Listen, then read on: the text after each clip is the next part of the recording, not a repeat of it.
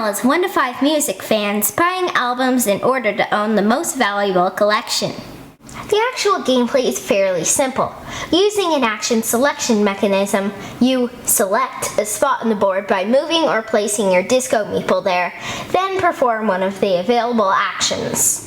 Like I did with a game a long time ago, Viral, I'll explain the game by showing each location on the board. Locations have primary actions and bump actions. When you first move to a location, you may choose a primary action. Here at the magazine rack, you can draw 1 wild magazine card or 2 regular ones. If you're here and another player places their meeple here after you, you're bumped up. They perform the primary action and you get to perform the bump action. The bump action here lets you draw a magazine card from the deck or draw and discard 2 loyalty cards. This will all make sense soon, I promise.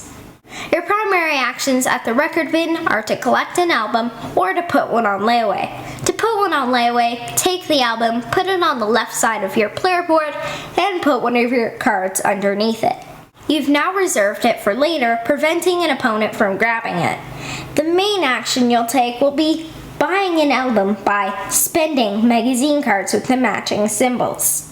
The more valuable an album, the more symbols it'll usually have, meaning the more cards you'll need to spend to acquire it. Depending on the player count, you'll either have access to the entire record bin, or it'll instead be divided into 2 sections with 2 columns each. The top left symbol is always the genre. Below that, you'll have the decade, whether or not the album is in mint condition, and if it's a limited edition or not. The number on the yellow star is the score value of that card. Under the album art is the publisher, and if the album came out in the early or later years of the decade. These things matter for the loyalty cards in one of the expansions. The bump actions at the record bin are to finish paying for an album you placed on layaway, or choose a non-wild magazine card used by the active player. If that's not possible, draw one from the magazine card deck. The primary actions at the front counter are to finish paying for an album you placed on layaway, or draw and discard 2 loyalty cards. The bump action here is to choose a non-wild magazine card used by the active player. If that's not possible, draw a card from the magazine card deck. Notice how some of the bump actions are primary actions at other locations? Neat, huh? Let's finally look at those loyalty cards. Think of loyalty cards as your goal from the game because they affect your endgame scoring. At the beginning, you'll be dealt 3. Choose one, then pass the other 2 to your left. Choose one more, then place it at the bottom of the deck. As the game goes along, you're like, ugh, I'm not getting the albums I need for my loyalty cards. You can push your luck and draw new ones. Maybe they'll be worse, but at least you have the option. Heading back to the board locations, this here is the sale bin. Unlike the other locations, you cannot camp here. You must leave here after 1 turn. Anyhow, your primary action is to collect an album for 1 fewer attribute, because it's on sale, although you must match the genre. The bump action here is to choose 1 non-wild magazine card that was used by the active player. If this isn't possible, draw a card from the deck. When you purchase an album from the record or sale bin, slide the column down and refill the record bin from the crate. The crate is the game's timer as well. After a number of cards come out, you'll run into an orange album divider. You'll do some cleanup like replace the albums in the sale bin as well as the magazines in the magazine rack. Your player board has a reminder of what each location has to offer, as well as a few rule reminders for hand limit and collections. Collections? So those albums you're collecting have a purpose in addition to your loyalty cards. You can have 2 action collections at a time, where you'll be aiming for pure, mixed, and double mixed collections. I'll explain these soon. A collection can be retired at any time on your turn by simply announcing that you're retiring it. Grab those albums, flip them, and move them to the bottom left of your board. These will be worth points at the end, but the big points are going to come from those collection rewards I mentioned. Collections cannot be larger than 5 albums. A pure collection has matching genres and 1 other matching attribute. A mixed collection has at least one matching attribute throughout, but two albums of the same genre cannot be next to one another. A double mix is similar to mixed but has two matching attributes. When retiring a collection, check to see if it earned a reward token. If so, take it. The next person to collect the same token will earn fewer points, so be quick. The game ends when the last album is drawn, revealing the closing time divider. Each player has one final action. Do not restock the sale bin and do not slide cards down. Going in player order, everyone retires active collections, collecting collection rewards if possible. Score your loyalty cards, then the rest of your points. Don't forget points on cards. That was a lot, and as you can imagine, I skipped over a handful of things, but now you have a general idea of how vinyl works. Place your meeple to perform actions, collect albums, and aim to fulfill those loyalty cards and collection rewards. That's vinyl. Vinyl should be played on a dining table. The board, bits, and play areas take up quite a bit of space. The box says 60 minutes, including setup and takedown. 3 players could play the base game in maybe 75 minutes, give or take. If you have the full player count and use the bigger expansions, don't be surprised if games, again including setup and takedown, can go 90 minutes. If anyone in your group has analysis paralysis, AP means you freeze when you need to make decisions. This might not be a good fit for you. There's not a lot of reading, and math is maybe grade 1 or 2. You'll do addition of single and double digit numbers during endgame scoring, which parents can help with if it's too much. There are a lot of symbols and a lot of choices and things to think about. It says 10 and up on the box, and I'd agree that most kids at that age shouldn't have problems. A few experienced gamers as young as 8 and 9 might be okay as well. In our 5th play of Vinyl, we used the British Invasion expansion. The game was really tight. We were trying to be careful not to give each other bonus actions and hate drafted a few times. When it came time to score, I counted mine first, 122 points. Our friend Norm said his, 137. Dad started to laugh. Mom was next, 137.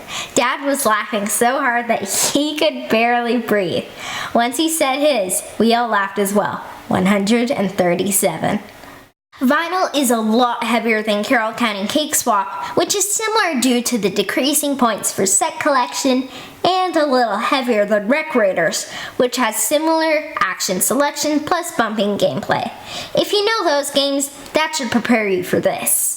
There is so much stuff, especially with the expansions, but the box is surprisingly small. This is something we noticed with an earlier Talon Strike Studios game, King's Champion. They packed their boxes with a ton of things and gameplay.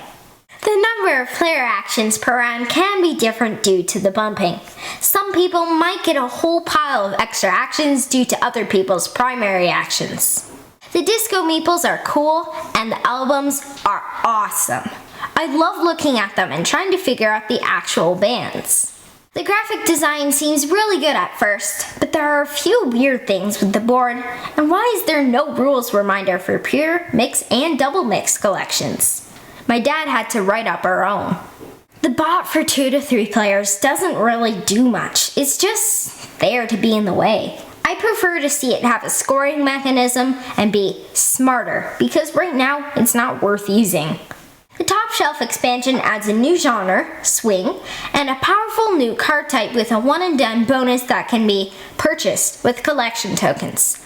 This is kind of cool, but not one I'd go looking to buy. The clearance bin that comes with this goes through albums way too quickly, and hurts the game's engine even more. It's just a worse version of the main game's sale bin.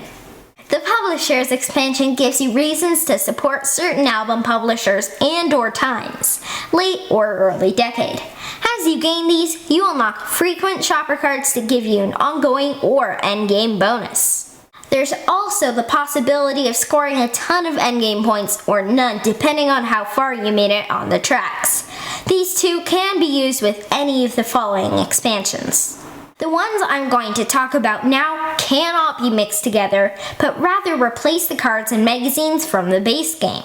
Masters of Metal has you focusing on bands and their merchandise. If your collection has adjacent albums with matching attributes, decade, picture, disc, or live recording, head to the new magazine rack to buy merch. Have 2, 3, or 4 of the same attribute in a row? Buy a poster, keychain, belt buckle, whatever, and make the collection even more valuable. You use different collection reward tokens as well. I love Metal, but this is my favorite expansion anyway because it keeps the main game and just adds a bit of a twist. The British Invasion also has you collecting bands and adds a few new attributes, import and hi-fi sound. It adds a new type of album, 45s, and location, the listening booth. You gain a 45 by matching the band, listen to it by matching the remaining attributes to unlock the B-side, and then use it like a magazine card to purchase another album.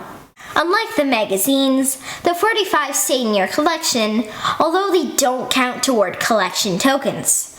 Flip the memorabilia tokens from the Masters of Metal side to collect merch in this expansion as well. I like this expansion, but don't love it.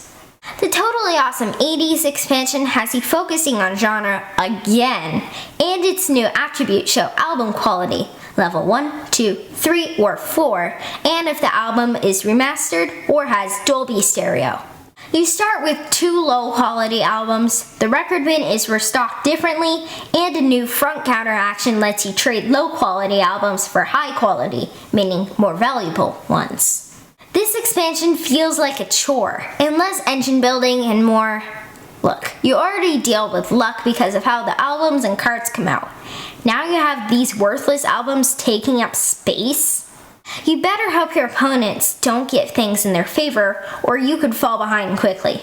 No, this expansion just slows down the game, and doesn't feel as tight as the other ones. Just skip this.